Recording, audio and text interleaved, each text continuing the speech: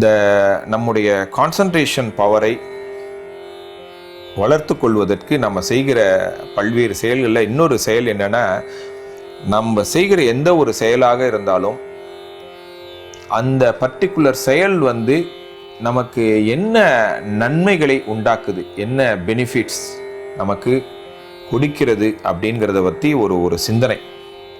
இந்த நன்மையெல்லாம் இது நமக்கு உண்டாக்கும், இந்த தீமைகளெல்லாம் நமக்கு உண்டாக்கும் அப்படிங்கிறது அதை ஒரு சிந்திக்கணும். அது பீயிங் கான்சியஸ்னஸ் அபவுட் அந்த பர்டிகுலர் ஆக்ஷன், பர்டிகுலர் கான்செப்ட், அது மேலே பர்டிகுலர் தாட், அது மேலே ஃபோக்கஸுக்கு உதவும்.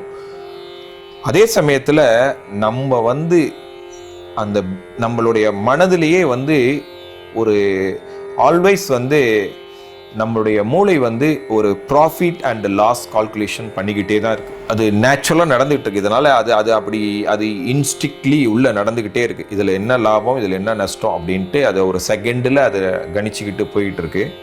அந்த தன்மையை நம்ம செய்கிற செயல்களில் முன்னாடி இதில் இதை செஞ்சோம்னா இதில் நமக்கு இவ்வளோ பெனிஃபிட் அப்படிங்கிறத சிந்திச்சுட்டு பெனிஃபிட்னு ஐடென்டிஃபை பண்ணிடுச்சுன்னு வச்சுக்கோங்க. நம்முடைய மனம் நம்முடைய மூளை இது செய்கிற போது பெனிஃபிட்னு ஐடென்டிஃபை பண்ண ஆரம்பிச்சிருச்சுன்னா நேச்சுரலி கான்சன்ட்ரேஷன் அதில் அதிகமாக ஆரம்பிக்குது.